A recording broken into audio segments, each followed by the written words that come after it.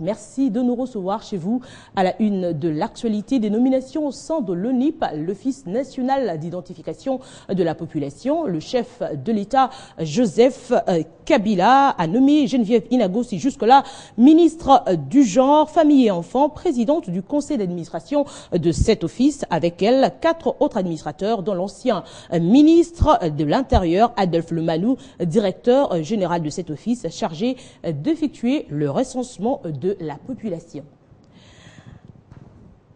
Et puis, ce jeudi au Sénat, le ministre des Affaires étrangères, Romo Tshibanda, est venu solliciter l'accélération de la ratification ou de l'adoption de 3 projets de loi. Il s'agit du pacte de non-agression, de défense commune de l'Union africaine, de l'accord pour la promotion et la protection des investissements signé à New Delhi et le projet de loi portant protection de l'emblème de la Croix-Rouge. Après un débat général, le ministre a répondu directement à quelques préoccupations des sénateurs. Des affaires étrangères, il faut accélérer la ratification ou l'adoption des projets de loi qu'il est venu défendre devant les sénateurs. Le pacte de non-agression et de défense commune de l'Union africaine, par exemple, permet de prévenir les conflits et de veiller à ce qu'ils soient réglés par des voies pacifiques. Les chefs d'État et de gouvernement des États membres de l'Union africaine ont adopté un pacte de non-agression et de défense commune lors de sa première session ordinaire du sommet du 31 janvier 2005 à Abuja, au Nigeria. Se donnant ainsi un instrument juridique à même de leur permettre de faire face aux menaces intérieures et extérieures à la paix, à la sécurité et à la stabilité du continent, ainsi qu'au bien-être des populations.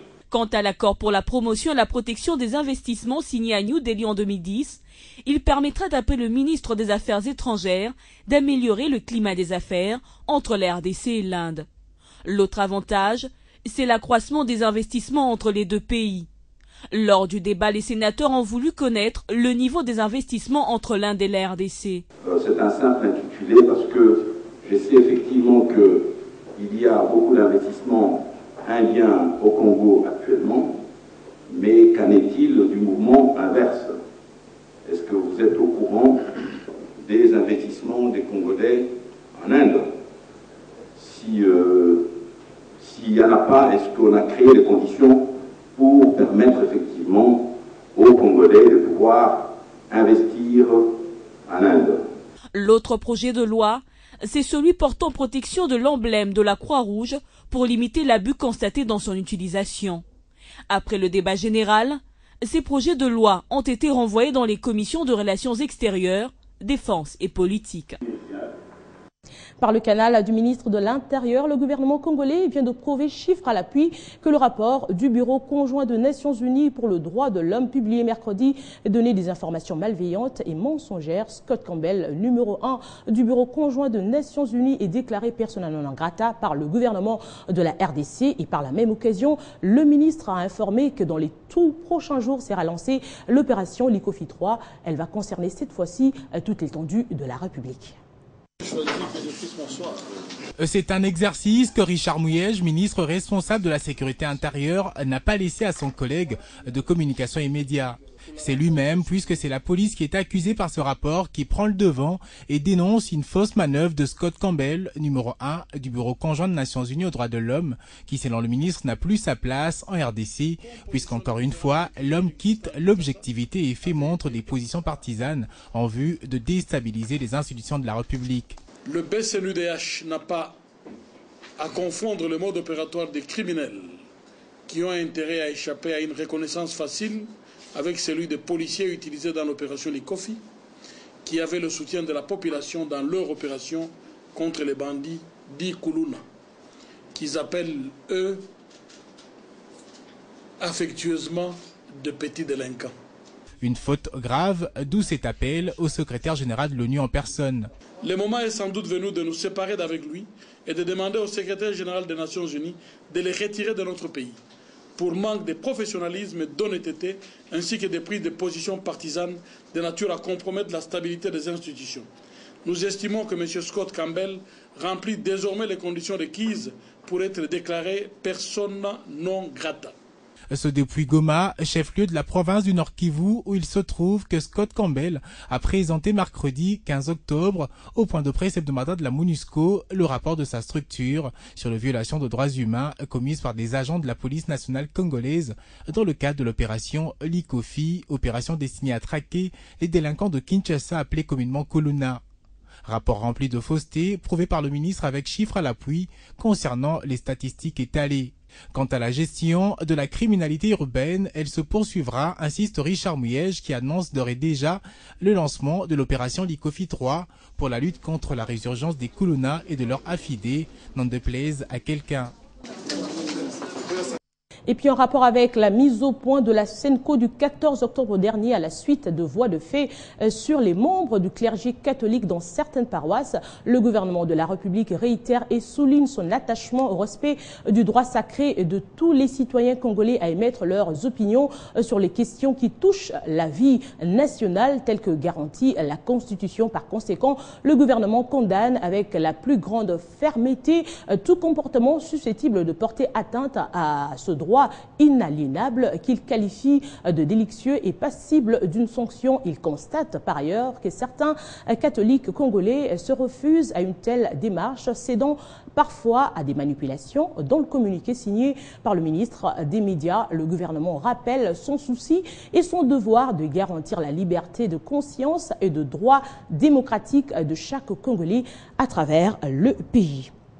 Évaluation de l'accord cadre d'Addis Abeba, cela se fait entre la délégation de coopération de l'ambassade de l'Allemagne en RDC et le mécanisme national de suivi ce jeudi. Le membre du mécanisme a ensuite échangé avec une délégation de l'Oxfam. Cette délégation était venue faire part au coordonnateur du MNS leurs inquiétudes au sujet de la situation sécuritaire au Nord Kivu. Suivez.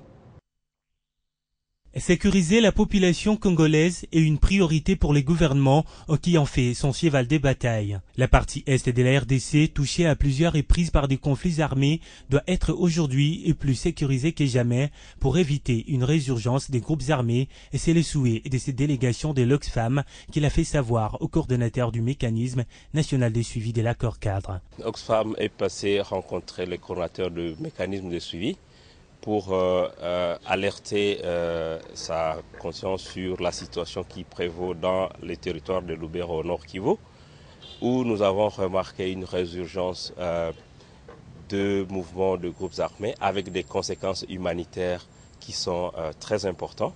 Le retour définitif de la paix sur toute l'étendue du territoire, c'est aussi le vœu de cette délégation de la coopération allemande. Il s'agit de trouver les synergies, de trouver les modalités, comment l'implémentation de l'accord cadre peut être mise en œuvre. Et ça va alimenter les négociations intergouvernementales qui auront lieu fin de cette année entre l'Allemagne et la RDC. Et à ce sujet, le gouvernement rassure. C'est une nécessité qu'on aille vite là-dedans pour que ces benchmarks soient traduits en forme de plan d'action sectoriel et qu'in fine, nous, mécanismes, nous fassions notre travail, c'est-à-dire que nous puissions élaborer ce plan global. Sécurité dans ce journal, le représentant spécial du secrétaire général de l'ONU, Martin Kobler, a lancé un appel aux ex-combattants de forces démocratiques pour la libération du Rwanda regroupés à Kanyabayonga de se rendre dans le plus bref délai à Kisangani, appel lancé lors de sa visite dans le Nord Kivu où sont hébergés ces ex-combattants hutus-rwandais. Selon le patron de la mission onusienne en République démocratique du Congo, le départ pour Kisangani en province orientale donnerait la chance aux autres combattants hutus rwandais encore en brousse d'échapper aux opérations militaires. Le site de Kisangani a été aménagé pour accueillir temporairement les FDLR qui ne veulent pas rentrer au Rwanda, d'où l'appel du chef de la MONUSCO. Nous avons parlé avec les membres des FDLR pour les encourager de remplir les conditions du gouvernement et de mouvoir à Kisangani pour faire place ici pour les autres combattants dans le processus de reddition volontaire. On a maintenant l'offerte des FDLR d'avoir la reddition volontaire selon un plan du gouvernement du 27 mai de cette année. Ça veut dire d'avoir des zones de regroupement ici, Kanyabayonga et Walungu, et puis d'aller au Rwanda sous le processus de DDR où ou aller à Kisangani pour ceux qui ne veulent pas rentrer au Rwanda volontairement. On a l'engagement des SADC, de CIRGL maintenant. Ils ont parlé avec le leadership des FDLR, avec le président ad interim. Ils ont transmis un message très très fort de remplir le plan du gouvernement et d'aller à Kisangani. Je crois que c'est très important de le faire maintenant parce que à la fin de ce délai, l'option militaire est sur la table. Une centaine d'ex-combattants se trouvent à Kanyabayonga depuis plus de 3 mois. Ils refusaient de s'éloigner de plus de 150 km de cette cité du Nord Kivu. Pourtant, le centre technique de bataillon, rebaptisé camp lieutenant-général Bauma à Kisangani, a été aménagé pour le transit de 1400 combattants de FDLR qui ont accepté volontairement de déposer les armes et leurs dépendants. Ces personnes se trouvent depuis plusieurs années au nord et au sud Kivu. Eh bien, vous vous posez certainement la question de savoir qu'est-ce qui se passe réellement à la SNEL, Société Nationale d'Électricité. Le problème se situe au niveau de la production, du transport ou au niveau de la distribution. La réponse avec M. Mbouyi Chipanga, chef de département de production à l'intérim. Bienvenue. Merci madame. Et déjà la toute première question, est-ce que la SNEL va bien? À quelles difficultés est-elle confrontée présentement? Merci madame. Notre présence ici se justifie par le fait que vous constatez des perturbations dans la fourniture de l'énergie électrique dans la ville de Kinshasa et dans le Bas-Congo spécialement. Oui, cela provient d'une situation tout à fait conjoncturelle que SNEL se vertue à pouvoir lever le plus rapidement possible. Alors ici, je crois que la population a le droit de savoir d'où ça vient. Oui.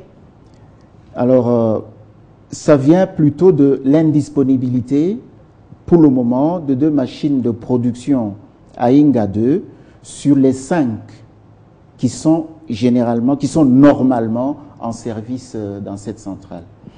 Alors, comment ça se fait que nous avons aujourd'hui 2 machines simultanément arrêtées? C'est pour des raisons tout à fait fortuites. Je m'explique. La première machine, la machine numéro 4, nous l'avons arrêtée pour des travaux d'intervention. Ces travaux devaient en principe prendre 100 jours, mais SNEL a dû mettre en place une organisation de ses équipes de façon que ces travaux se fassent en 45 jours. Oui. Et ces travaux ont commencé le 3 septembre. Voilà. Donc, au 3 septembre, nous avions 4 machines qui fonctionnaient à Inga 2. Et voilà que le 7 octobre, la machine numéro 8, donc la machine de production numéro 8, tombe en panne. Et ça fait que finalement, Inga 2 se retrouve avec 2 machines simultanément arrêtées. Et ça fait qu'au départ d'Inga, vous avez pratiquement 320 MW de déficit. Et sur la ville de Kinshasa, vous perdez pratiquement plus ou moins 100 MW qui courent en délestage. Et à ce jour, combien de jours vont prendre exactement les travaux pour que les Congolais également sachent à quel moment ils vont retrouver l'électricité? Alors là, j'aimerais d'abord signaler que les équipes de SNEL travaillent 24 heures sur 24 à Inga. Si vous allez en ce moment, vous trouverez des gens en train de travailler pour que les 2 machines puissent revenir rapidement. Alors, en prévision, l'une des machines de ces 2 revient déjà à la dernière semaine d'octobre ici. Donc, il nous reste pratiquement une dizaine de jours. Et la deuxième vient dans la première semaine de novembre. Voilà. Donc on peut s'attendre à la rétablissement de l'électricité pendant cette période? Oui, disons qu'à ce moment-là, la situation va nettement s'améliorer. Tout ce qui est dû, tous les désagréments qui sont dus à la situation actuelle devront disparaître parce que nous aurons regagné ces 2 machines que nous font défaut en ce moment. Et merci beaucoup, Monsieur Chimpanda. Je rappelle que vous êtes chef du département de production ad interim au niveau de la SNEL. Ok. Voilà, lutte contre le virus Ebola à Djera, la province du Katanga se mobilise pour venir à la rescousse de la population de Djera dans la province de l'Équateur. Une soirée de collecte de fonds vient d'être organisée à Lubumbashi par la fondation Maïcha. Plusieurs personnalités et organisations ont